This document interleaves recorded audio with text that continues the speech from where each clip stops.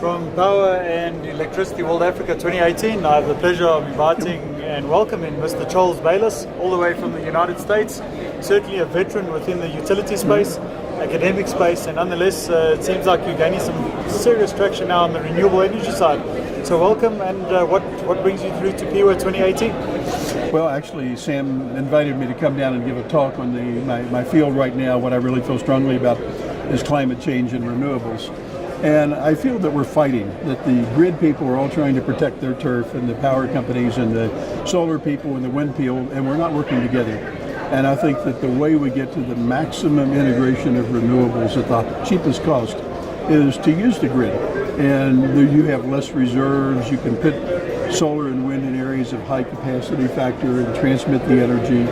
And so I feel that it's better to try to integrate the systems together, and that's what I talk about a lot. Charles, it all makes perfect sense, right? But we're sitting with the dilemma across the continent of 650 million people that have never switched their lights on in their entire lives before. So transmission is one strategy. I agree with you, it reduces storage capacity or the cost around storage. But how do we deal with the decentralized space or the distributed energy space across Africa? Well, I think absolutely we need to start on just literally home generation and then microgrids within small villages. But if you take a microgrid and you put solar in a place where the sunlight isn't very good, you've got to have a lot of batteries to carry you through, and that's expensive.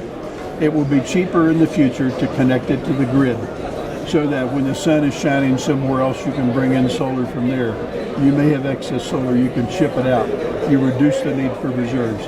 I think it's interesting because the United States and Canada, Britain, and places, Europe, are coming at the integration of solar from the stand of already having a large integrated power system. How do we get to solar? So we have one set of problems. Sure. On the other hand, many countries are coming at it with small villages that don't even have electricity, so they're having to have a different approach. The question is where we're going to meet in the middle, and I think that will be the grid, microgrids, grid connected. I couldn't agree with you more, and the whole onset of microgrids across the African continent is a very feasible solution. And the irony of a microgrid is that down the track, it may not be in the first 10 years, but maybe a few decades down the track, we could have a very interconnected microgrid solution across the African continent. Right. And then we're almost killing two birds with one stone, excuse the expression. No, you're right. But effectively transmission running between microgrids that allow us to trade as well, not only between countries, but essentially between towns and villages as well, where they require specific types of energies on different days of the week or different years. Sure. And as I said, you reduce your need for batteries, and you make batteries more economic. If a battery can only serve this one little village, it's going to have so much market. But what if there's another village that, for instance, may need power then they could serve? That increases their market share. You look in the United States, I live in the state of Arizona. It's a very dry, very arid state. We don't have cloudy days. We have 11 cloudy days a year.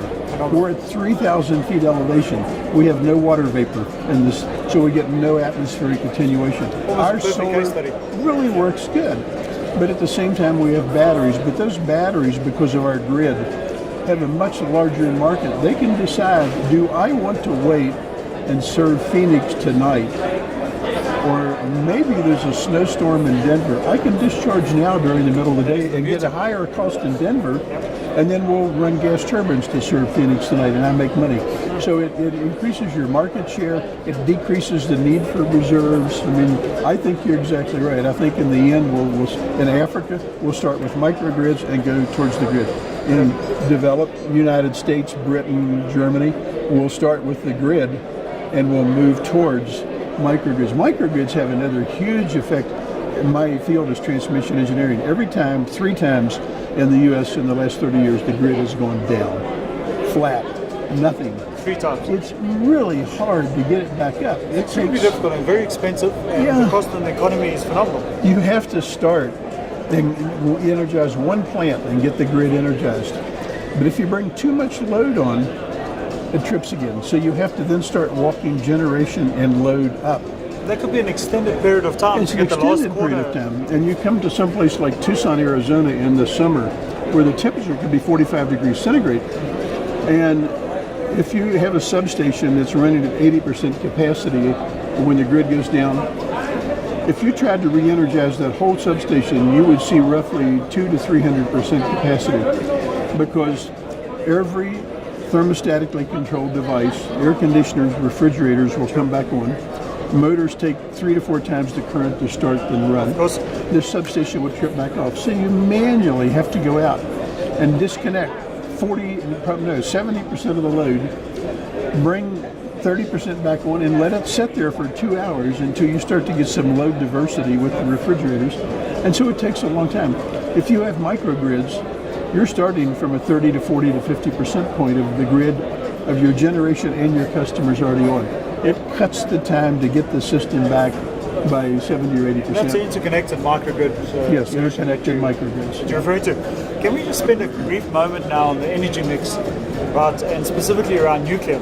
And as you would have seen internationally, there was huge controversy around the South African nuclear program, and it was really a bit of a dated strategy too far down the line. But nonetheless, modular nuclear could be a very interesting solution, and a very cost-effective and a very sustainable solution. The environmental discussion around nuclear may be a bit of a different discussion for a different day. But nonetheless, do you feel that modular nuclear has a future on the African continent? Oh, absolutely. I am a nuclear nut. I'm a climate nut first, so anything that cuts carbon is fine with me. And let me tell you a story from the other side, from gas turbines. It used to be that the best thing you could build, the cheapest thing, was a larger plant. This is in the 1950s and 60s. Sure. You could build 3 400 megawatt units or 112. This was cheaper. The 112 was cheaper. Yeah. And so that led to large utilities, and it led to consolidation of the industry. Suddenly, the thing that changed everything was the Boeing 747. Wait, what? Okay, the Boeing 747. The old engines on like a 707 were the most efficient machines ever invented for converting jet fuel into noise and wasted energy. All right, they were horrible. Most of the energy went out the back, and the engineers thought, how are we going to catch this? So they put more turbine blades on the back to capture that energy. They ran a shaft through the front, and then that big propeller on the front that blows air. Most of that air goes around the engine. And today, when you're on a 777, you're on a propeller-driven airplane. 90% of the thrust is captured at the back, taken to that big blade up on front that's it's 10 meter. It's some huge, I don't know how many feet it is.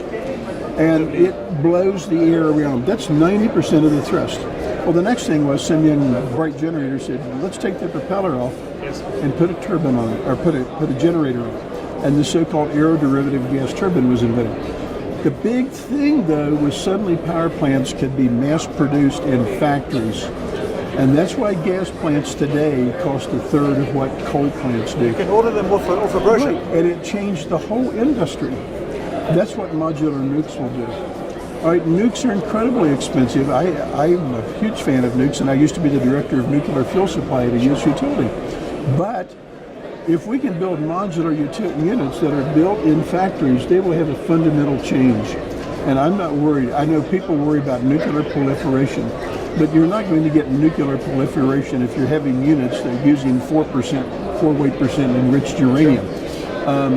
You have to have units that you could run for a long time and build up, and you have all sorts of problems. So, and I don't exactly view South Africa as a worse for proliferation anyway. Maybe Iran or somebody, but not. So I'm all in favor of it, and I don't think it's that much of a proliferation risk. Great. Over the next 12 months, from an African point of view, if you had the authority to force Africa to focus on a specific aspect for the next 12 months, just get it right, what would that be? Of the energy industry? Yep.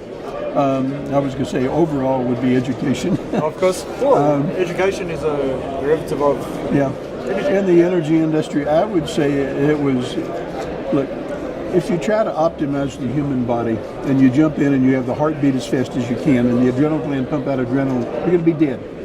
You can't optimize the individual parts. All right? You've got to optimize the whole thing. And so right now you've got the solar people optimizing their little piece and the grid people optimizing their little piece. I would say it's focused. The government has to focus. Governments have to focus on optimizing the whole piece, how to integrate renewables, how to integrate wind, solar, hydro, anything. how to get the cheapest overall. If you look, I was on the board for quite a few years of the Ontario Power Authority, and we totally phased out coal. Yep. And we did it by designing the overall system and saying what is the cheapest method to get to renewables. Germany just threw a feed-in tariff out there. And so the wind producers put their wind farms where it was the cheapest for them. I got the maximum profits, but they neglected the transmission cost. And so it got Germany with huge externality cost in transmission. Ontario did not do that. They looked at the whole system, and once they decided we need 1,000 megawatts of wind here, then they put that out to bid. So I would say focus on the whole thing.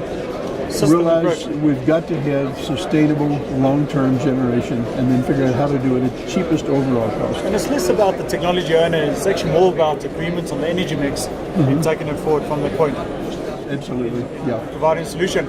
Well, thank you very much. Okay. This is Mr. Charles Bayless, and on behalf of Power and Electricity World Africa 2018. Thank you, Charles. Thank you.